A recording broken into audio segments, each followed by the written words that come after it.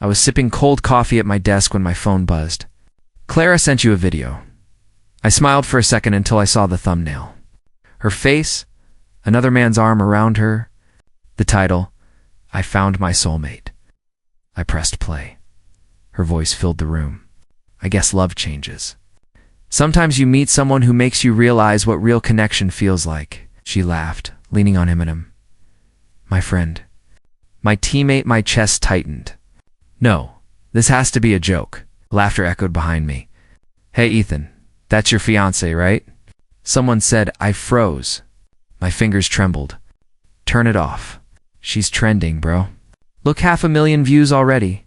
I snatched the phone back. "Turn it off." I stumbled outside, my heart racing. I called her once, twice, 5 times. Straight to voicemail. "Clara, call me back. Please, tell me this isn't real." No reply. The city noise faded. Only the ringing in my ears stayed. My phone buzzed again, notifications exploding. Comments under the video. "Poor guy. She upgraded. He must feel stupid." I leaned against the wall. My world tilted. When I finally reached her, she answered with a calm tone. "Ethan, I didn't mean for you to find out like that." "Like that?" I shouted. "You called another man your soulmate on camera." "It's complicated," she said softly. "Adam understands me in ways you never did." My voice cracked. "Clara, I've been planning our wedding." "I know, and I appreciate everything you did. But you're safe." "Too predictable?" "Predictable?" I laughed bitterly. "So loyalty is boring now?" Silence. "Clara, do you love him?" She hesitated. "I think I might." I felt my stomach twist. "And you didn't even tell me before posting that?" "It wasn't supposed to go viral. Jenna just uploaded it, then delete it." "Can't," she whispered.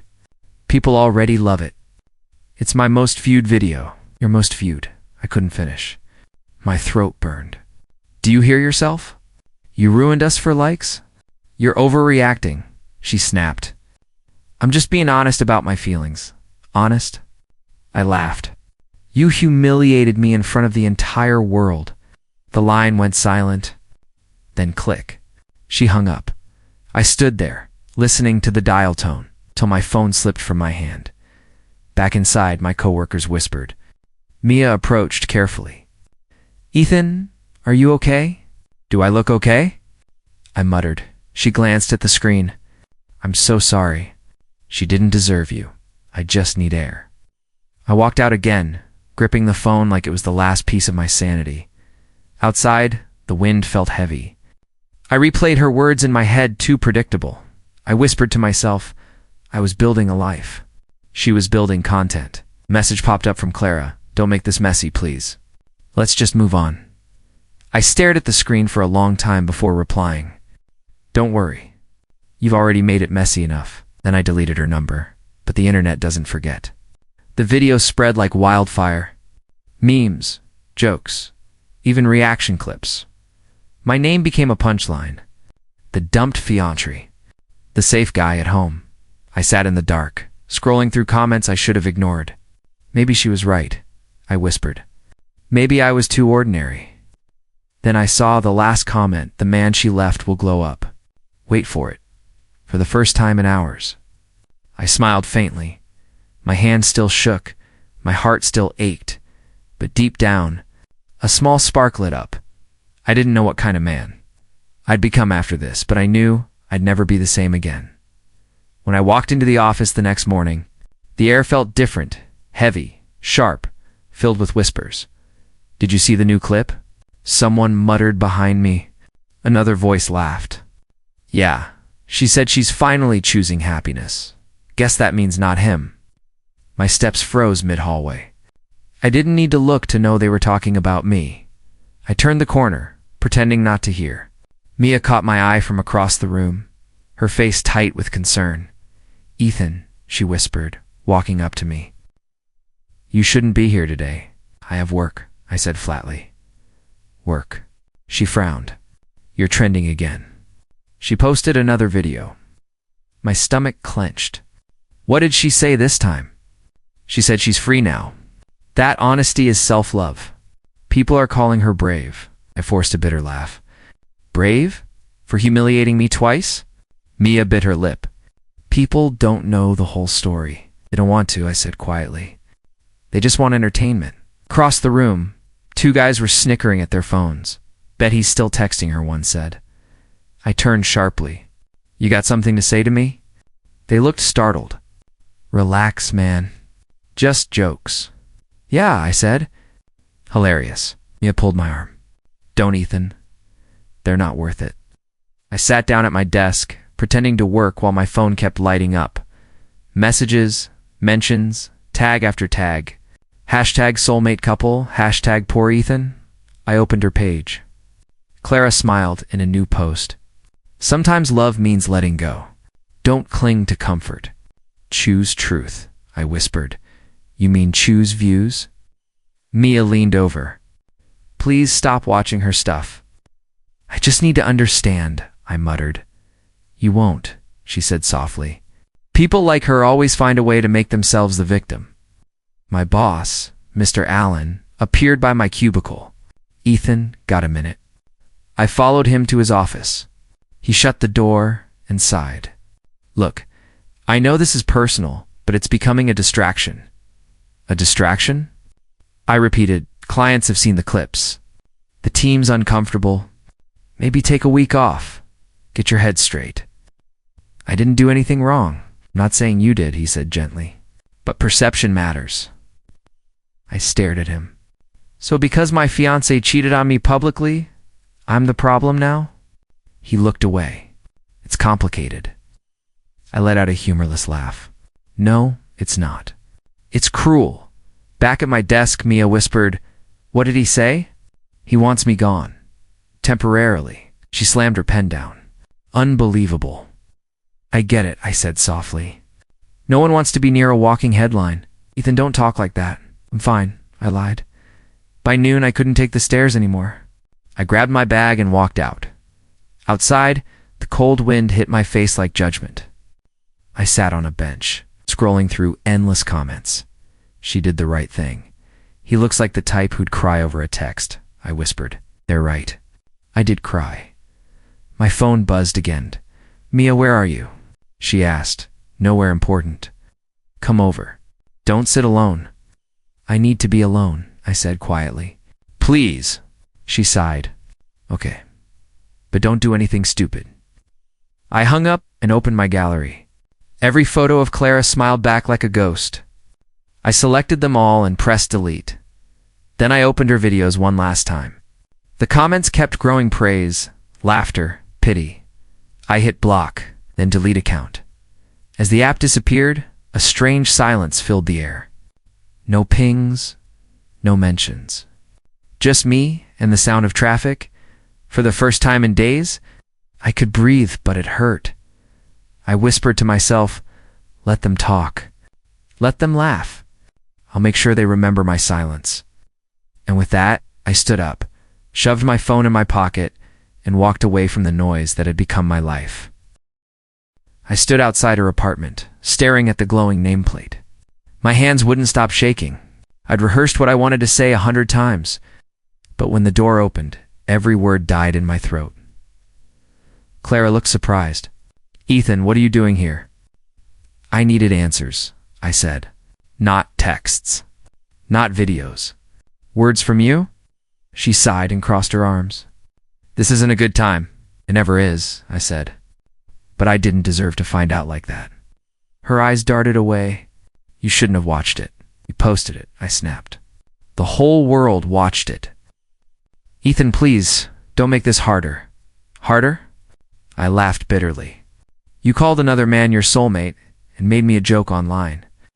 How exactly am I supposed to make this easier? She looked at me for a long moment before saying softly, I didn't mean to hurt you. Then why did you? She hesitated. Because I wasn't happy. I felt stuck. Stuck, I repeated. You had love, stability, loyalty. You called it stuck? You don't get it, she said, shaking her head. I'm not the same person anymore. I want more out of life. More. I asked quietly, or just more attention? Her jaw tightened. You're always so dramatic. Dramatic? I stepped closer. You humiliated me, Clara. You destroyed everything we built. She sighed. You're overreacting. We just grew apart. No, I said. You outgrew decency. That hit her. Her expression hardened. You were too ordinary, Ethan.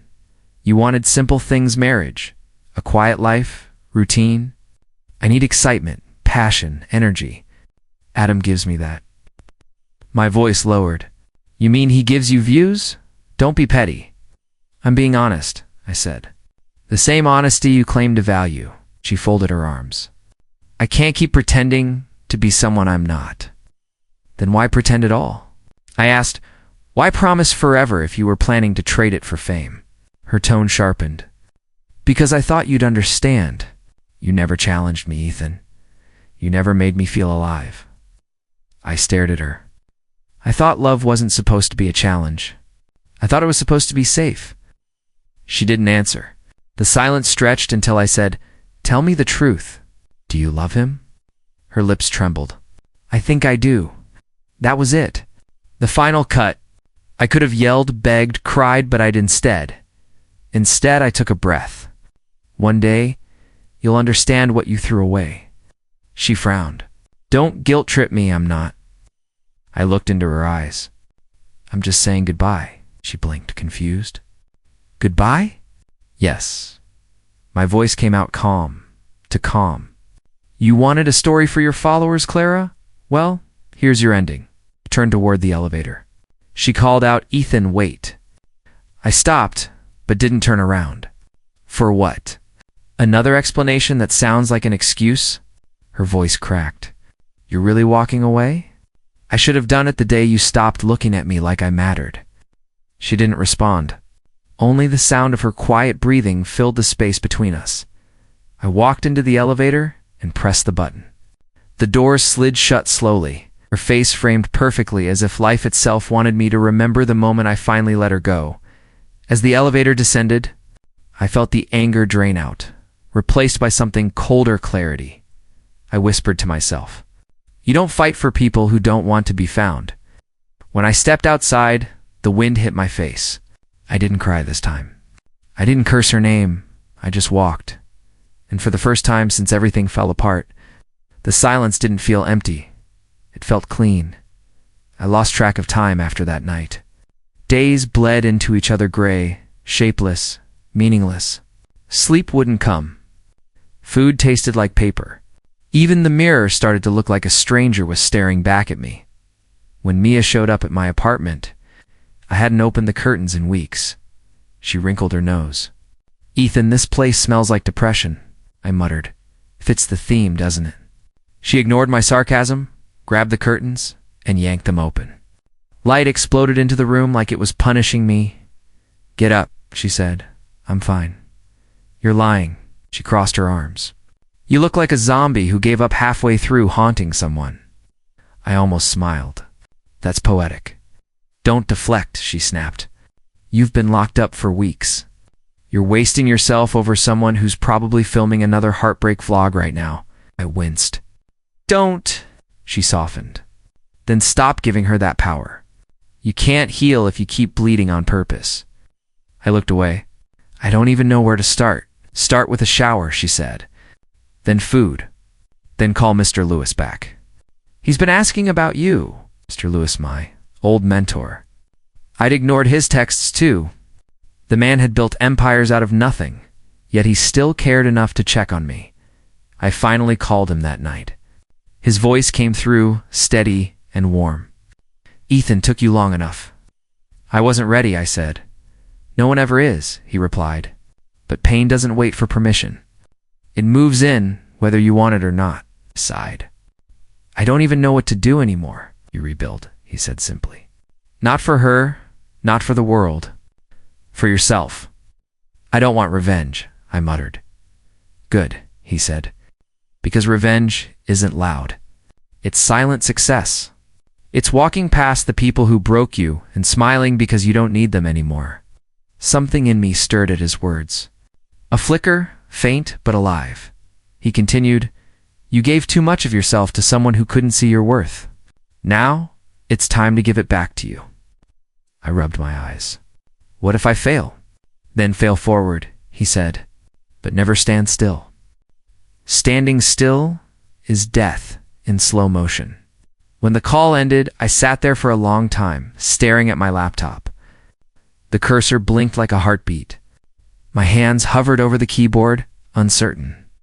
Then I started typing again. It wasn't perfect. It wasn't even good. But it was movement. Mia came over the next day and saw me working. She grinned. Well, look who's breathing again. I'm trying, I said. That's all you need to do, she replied. Try again tomorrow. Her faith hit harder than pity ever could. She didn't treat me like a victim. She treated me like someone who could still win. I started going for morning runs. The first few times I nearly passed out, lungs burning, legs shaking, but there was something cleansing about it. Like each step was scrubbing away the dirt she left behind. Work slowly stopped feeling like a burden. My focus sharpened. The silence in my apartment changed. It wasn't hollow anymore. It was calm. One evening, I caught my reflection again. I still looked tired, but there was something new in my resolve. I whispered to myself, "You're coming back." And for the first time, I believed it. The pain was still there, but it wasn't steering anymore. It was fueled now, burning steady, shaping something stronger out of the ruins. That night, before I turned off the lights, I sent Mr. Lewis a message. "Thank you. The fire's back." He replied instantly. "Good. Keep it burning quietly," and I smiled, feeling that fire rise. I never planned to go to that business conference. Mia practically dragged me there. "Networking, Ethan," she said. "You can't rebuild in silence forever," I sighed. "I prefer silence." "Well, too bad," she replied, tugging my sleeve. "Today, you're social." The hall buzzed with noise suits, smiles, fake laughter echoing off marble floors. I stuck close to the coffee table like it was a safe zone. That's when a tall man in a navy suit walked up. His presence was sharp, like he owned every inch of air around him. "Mind if I join you?" he asked. "Go ahead," I said, moving my cup aside. He smiled. "Daniel Reed." He extended a hand. "Ethan Cole." I shook it, feeling the strength in his grip. "So, Ethan," he said, pouring himself coffee, "you look like someone who hates these events as much as I do," chuckled. "You have no idea, and we'll survive together," he said. "What line of work are you in?" "Strategy and product development," I replied. "Used to work for a startup? Trying to find my next step?" "Used to?" he asked, raising an eyebrow. "Long story," I said. "Bad timing? Worse people?" I grinned faintly. "The industry's full of both, but you seem like someone who learns fast." "Pain's a great teacher," I said. That made him laugh. "You're right about that."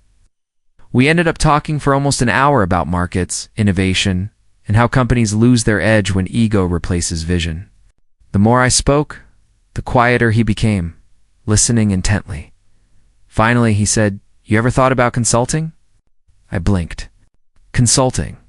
"Yes," he said. "My firm's been bleeding creativity. We need someone who sees beyond numbers." "You seem like that type."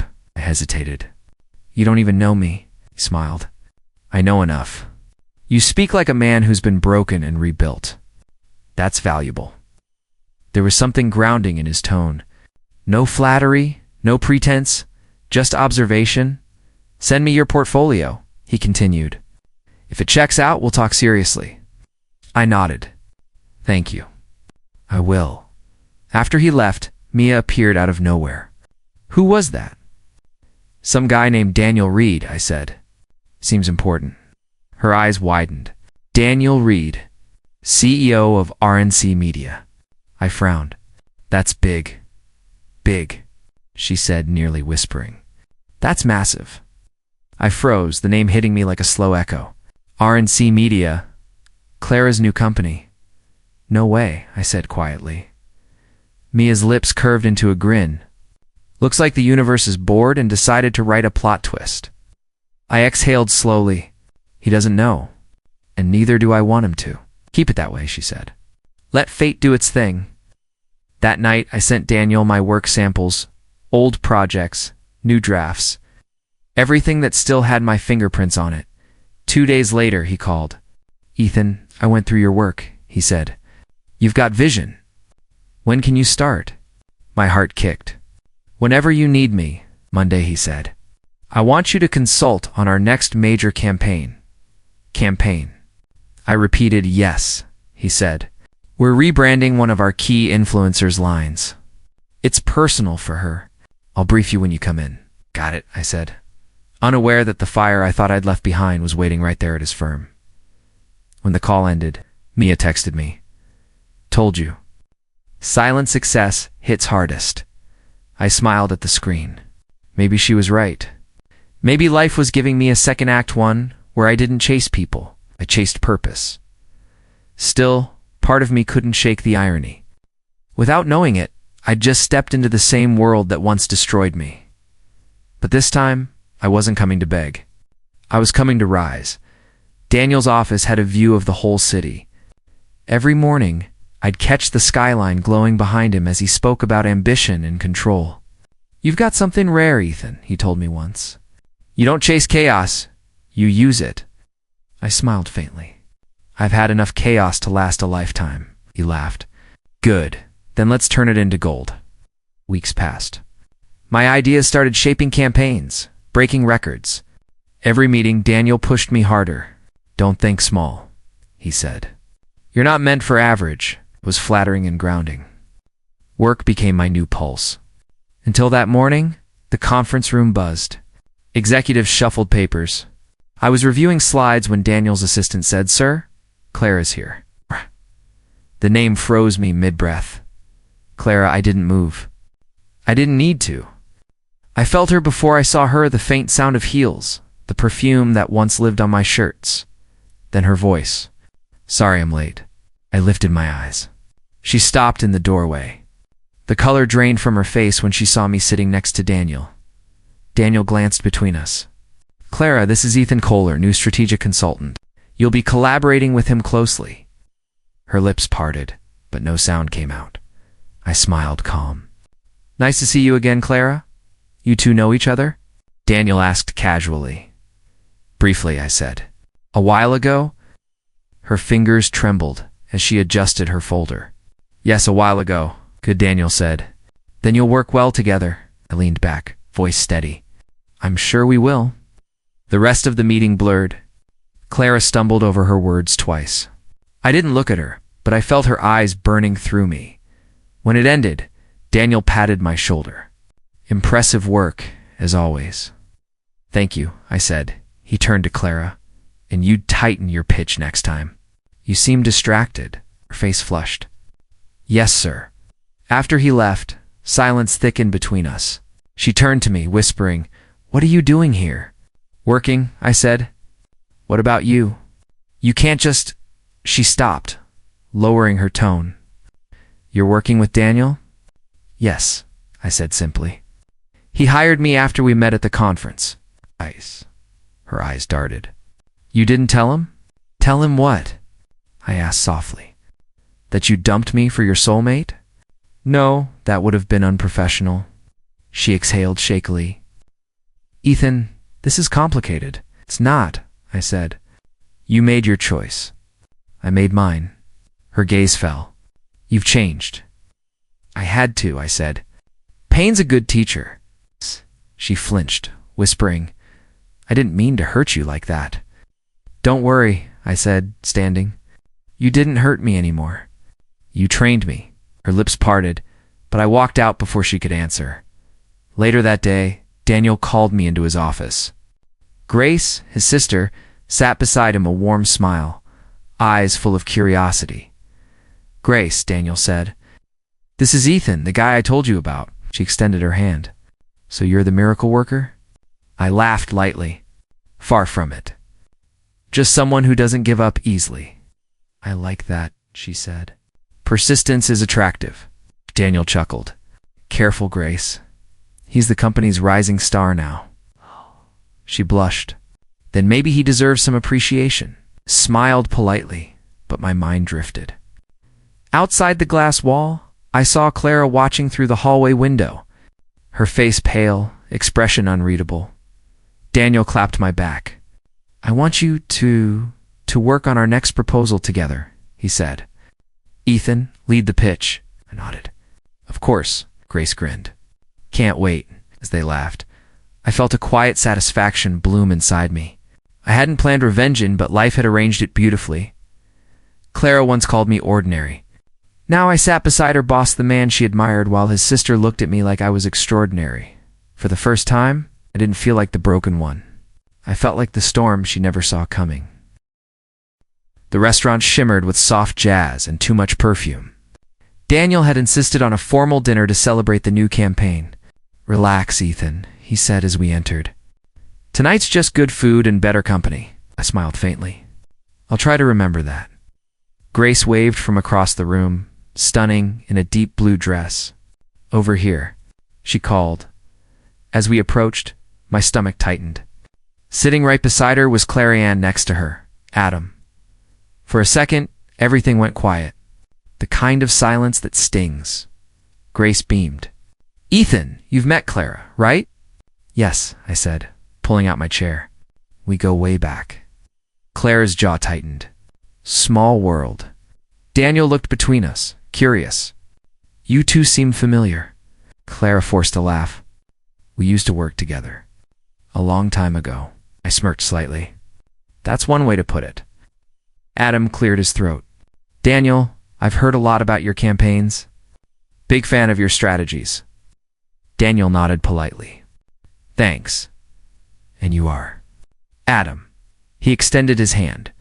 "Clara's partner." Partner. The word scraped at old wounds, but I didn't flinch. "Ah," Daniel said. "Good to meet you." Dinner began with awkward chatter. Clara kept glancing at me while pretending to be unaffected. Grace leaned closer. "You okay?" she whispered. "Perfect," I said quietly. "Just enjoying the irony." Halfway through the meal, Daniel raised his glass. "To new beginnings, into Ethan, whose work has revived our brand." Grace clapped softly. "Couldn't agree more."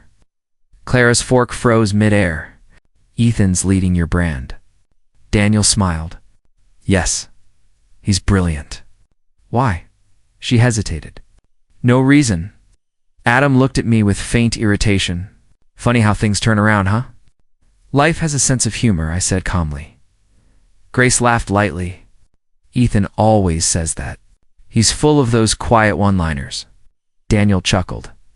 "That's why I like him steady under pressure." Clara's lips pressed into a thin line. "He wasn't always steady." I turned to her. "People change when they're forced to watch themselves burn." Her eyes flickered. "You make it sound poetic." "It was," I said. "In a tragic way." Adam frowned. "You two sound like there's history." Daniel leaned forward. "Wait, history?" I looked at Clara. "Should I tell him, or do you want to?" Clara's face paled. "Ethan, don't." Daniel's tone sharpened. "What's going on?" I took a slow breath. "Clara and I were engaged once." Daniel's hand froze around his glass. "Engaged?" Grace's eyes widened. "What?" Clara stammered. "It's not what you think," I cut in. She posted a video online, her calling someone else her soulmate. It went viral. My humiliation was public.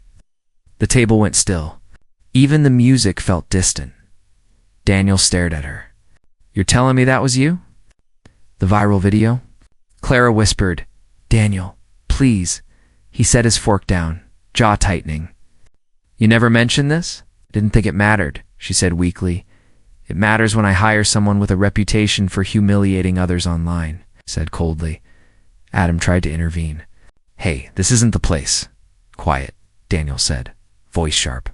"You had a chance to prove professionalism here, Clara. Instead, you dragged personal drama into my firm."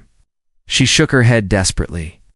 "Daniel, I've changed." "No," he interrupted. "Ethan changed. You exploited him. And now you sit at my table pretending to be the victim?" Tears welled in her eyes. "Please don't do this in front of everyone." Daniel exhaled heavily. You're right. Let's finish it privately. He stood. Effective tomorrow, you're terminated for unprofessional conduct. Her breath hitched. You can't. I can, he said. And I will. She looked at me one last time. Are you happy now? I met her eyes calmly. No, just done. She rose shakily, grabbed her purse, and walked out. Adam followed, silent. Grace turned to me, whispering, that was intense.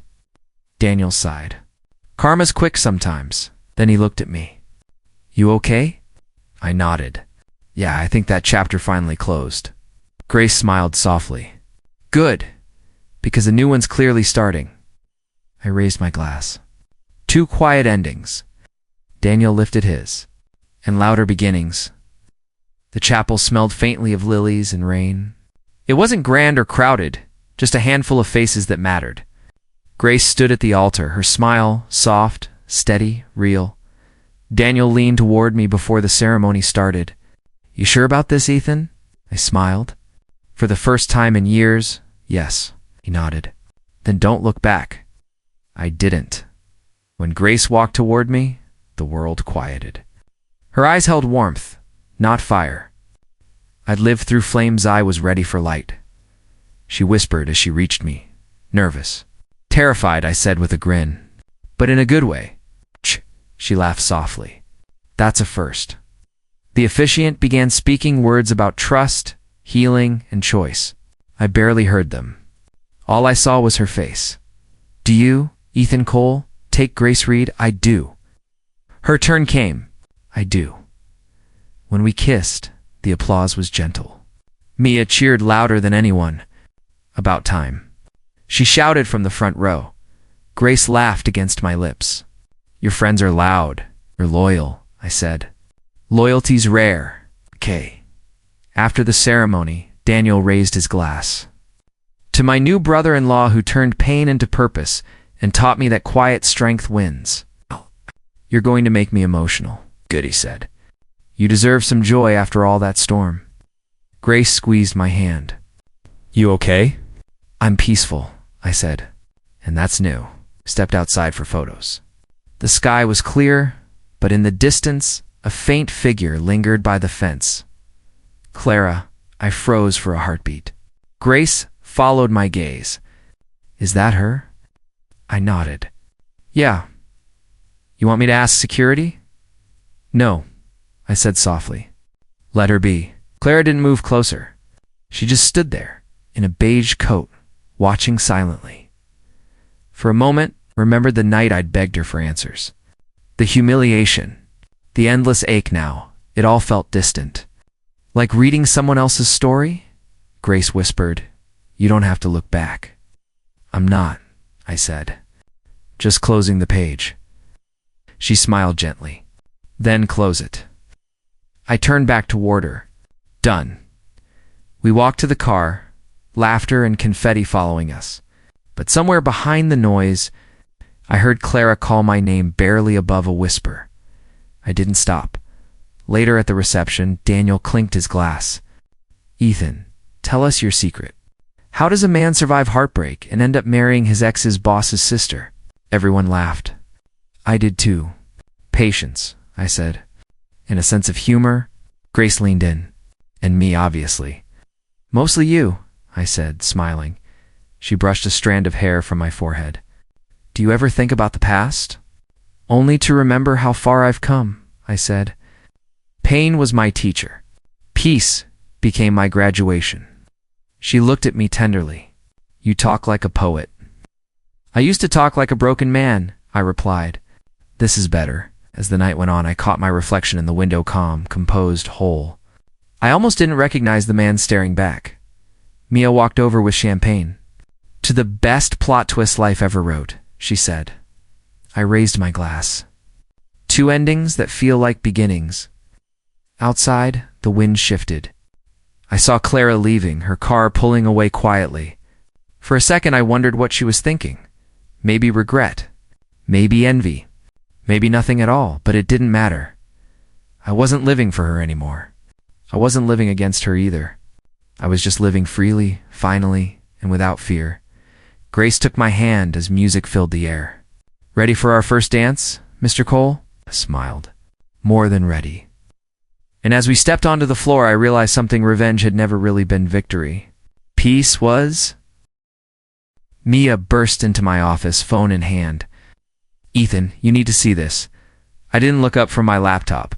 "Another scandal?" "Not just any scandal," she said, sliding her phone across the desk. "It's Clara," I sighed. "What now?" She pressed play. The video was shaky, recorded secretly. Clara's voice filled the room. "Of course I faked half the stories," she said on screen. "People love drama. And that whole heartbroken by Ethan thing, please. It sold like gold." I sat back, silent. Mia whispered, "It's everywhere. Millions of views already. It's on the video." Clara laughed, a sound I once thought charming. Her laughter now felt hollow. "Guess the truth finally went viral," I said quietly. Mia nodded. Her sponsors dropped her within hours. "Brands are releasing statements," I exhaled. "And Adam?" She hesitated. "You haven't heard that part yet?" "No." She scrolled through another clip. Adam, red-faced, yelling on a live stream. "She's crazy. She staged our engagement. Video. I'm done being her puppet." Then came the final blow, a photo of Adam kissing another influencer. Mia whistled. He didn't waste time. I closed the laptop gently. "The empire falls." "You're really calm about this," she said. "It's no satisfaction."